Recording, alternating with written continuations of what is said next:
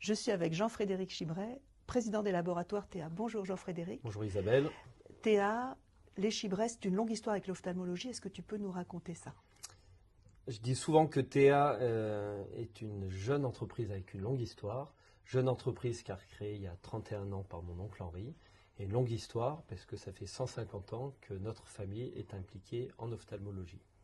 Alors le premier dans tout ça, c'est Paul Chibret, qui était ophtalmologiste à Clermont-Ferrand et qui en 1883 a cofondé la Société française d'ophtalmologie.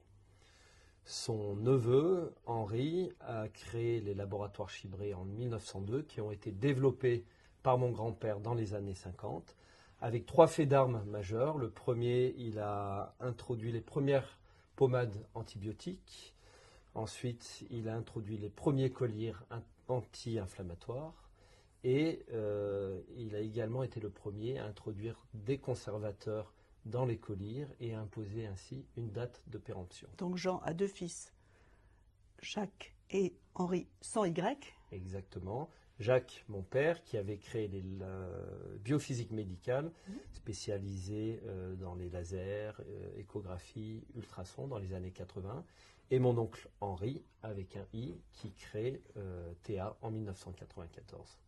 Moi, je le rejoins en 2000, d'abord en Espagne, et je deviens président de Théa en 2008.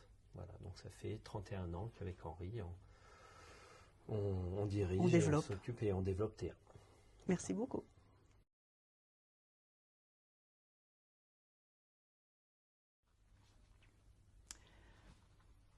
Jean-Frédéric, Théa est en Auvergne et en particulier à Clermont-Ferrand depuis 30 ans. Peux-tu m'expliquer l'attachement à ce territoire particulier? Alors la famille, c'est 150 ans en Auvergne et à Clermont-Ferrand. On a su bâtir une vraie tradition et une vraie expertise en ophtalmologie depuis 150 ans.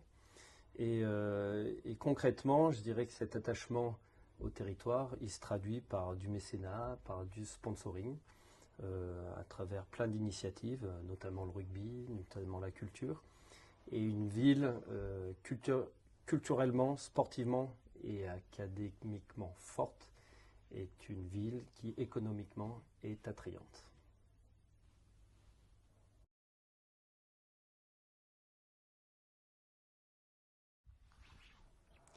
Jean-Frédéric, Théa est un acteur incontournable de l'ophtalmologie mondiale. Quels sont les défis qui vous font face maintenant et en particulier vos projets pour l'ophtalmologie?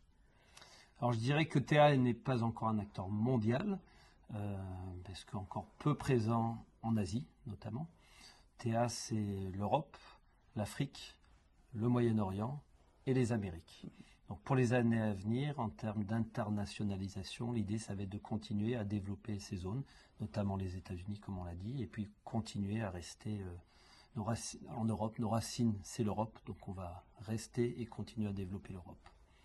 En termes d'innovation, Théa, depuis 30 ans, c'est surtout le segment antérieur de l'œil. Théa est devenu leader et a développé une gamme dans le segment antérieur de l'œil. Mais on ne vous oublie pas, et notamment la rétine, on veut essayer de rentrer avec des projets concrets, 4 projets concrets pour essayer de rentrer dans la rétine dans les années à venir. Donc 30 innovations en 30 ans, mais en segment antérieur. Et maintenant, dans les 4 années qui viennent, vous vous occupez de nous. Exactement, avec des projets qui vont démarrer en phase 2 et en phase 3, dans des maladies rares de la rétine, et également des mêles à sèche. Merci.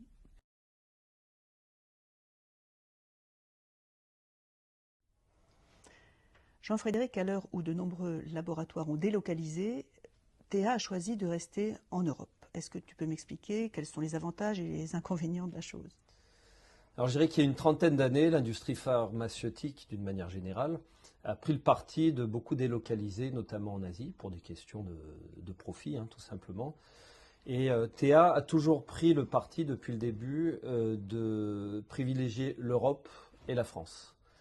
Notre siège Théa est à Clermont-Ferrand. On est un peu plus de 700 personnes ici à Clermont-Ferrand. Notre R&D est à Clermont-Ferrand.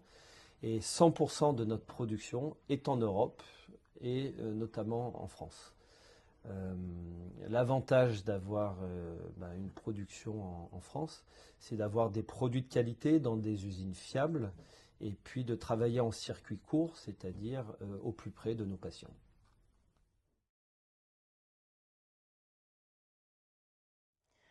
Jean-Frédéric, exporter un savoir-faire européen vers les États-Unis n'est jamais facile. Théa s'est implantée récemment. Comment avez-vous réussi ce défi?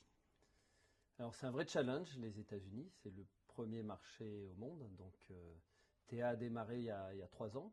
L'idée c'est de faire les choses à l'auvergnate, c'est-à-dire avec ambition et avec prudence également, sans brûler les étapes.